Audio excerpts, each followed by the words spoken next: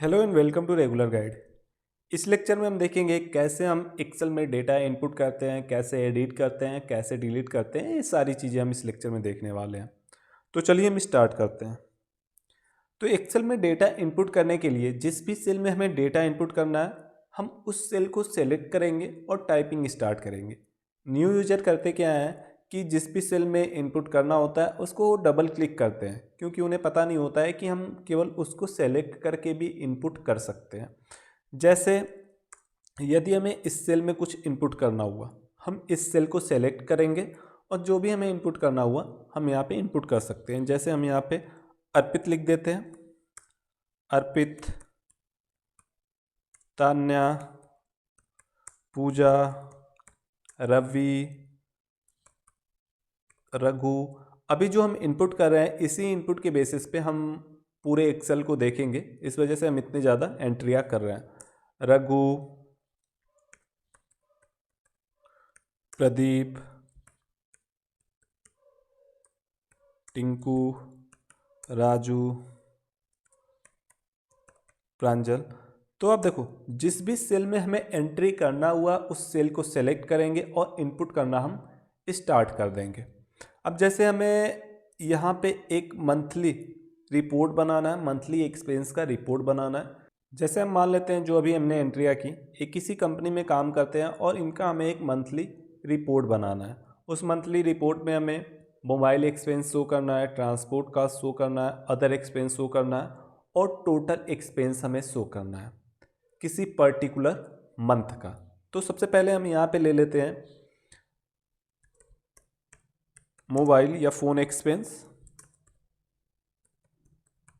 तो आप देखो, हम केवल सेलेक्ट कर रहे हैं और इनपुट करना स्टार्ट कर दे रहे हैं। मोबाइल एक्सपेंस हो गया और यहाँ पे ट्रांसपोर्ट कास्ट या ट्रांसपोर्ट एक्सपेंस हो गया।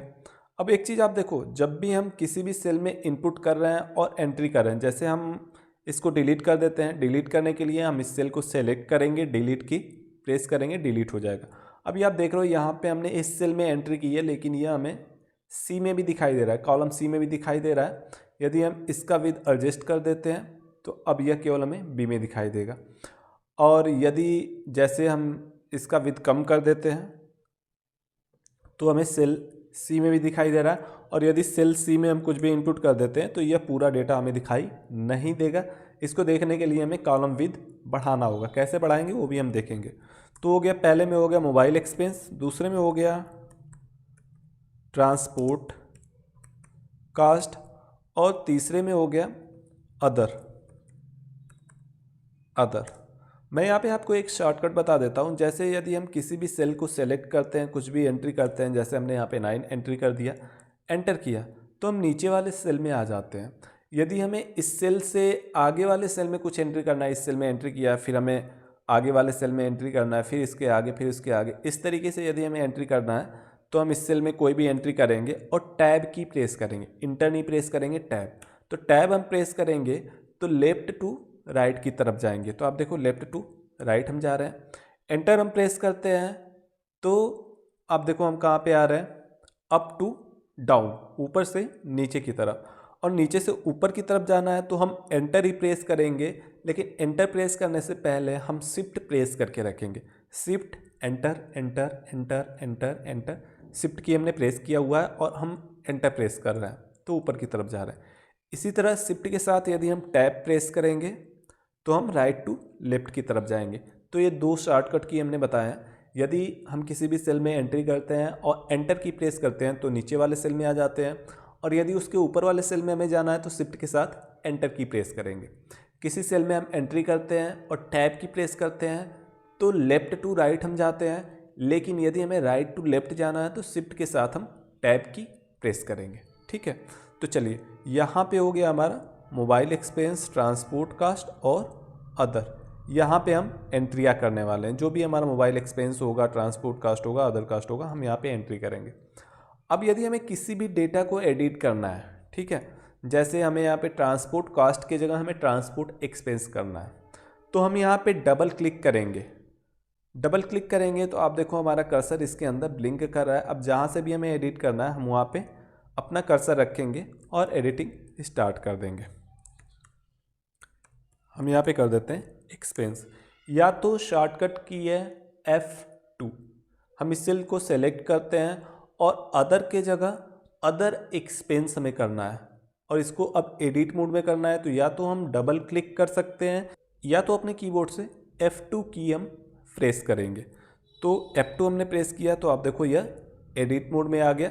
अब हम इसको लिख सकते हैं एक्सपेंस।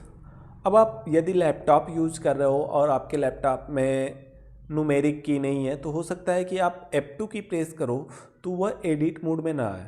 तो किसी किसी लैपटॉप में होता है कि आपको फंक्शन के साथ जो फंक्शन की होते हैं उनको यूज करना होता है। फंक्शन की प्रेस करोगे और F2 प्रेस करोगे तब वह एडिट मोड में आएगा।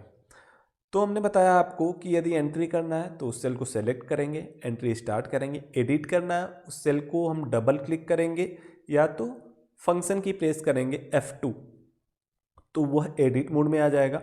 और यदि ओवरलैप करना है, ओवरलैप का मतलब कि यदि हमें किसी सेल में कोई एंट्री नहीं करनी थी, हमने गलत एंट्री कर दी है। जैसे हम यहाँ पे प्रदीप हमने लिखा हुआ है, हमें यहाँ पे प्रदीप नहीं लिखना था, राजीव लिखना था। तो अब हम क्या करेंगे, हम इसको एडिट नहीं करेंगे। एडिट करने के लिए हम डबल क्लिक करेंगे, बैक स्पेस करेंगे, मतलब इसको हम डिलीट करेंगे, तब हम यहाँ पे एंट्री स्टार्ट करेंगे। तो हमें डिलीट करने की भी ज़रूरत नहीं है, एडिट करने की भी ज़रूरत नहीं है। हम इस सेल को सेलेक्ट करेंगे, एडिट मोड में नहीं करेंगे, सेलेक्ट करेंगे और हम यहाँ पे राजू लिख देंगे।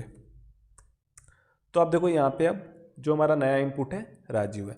तो ओवरलैप करना है तो उस सेल को सेलेक्ट करना है और वहाँ पे इनपुट स्टार्ट कर देना है। उसको एडिट मोड में भी नहीं करना है, उसको डिलीट भी नहीं करना है, जस्ट सेलेक्ट करना है और हमें इनपुट स्टार्ट कर देना है।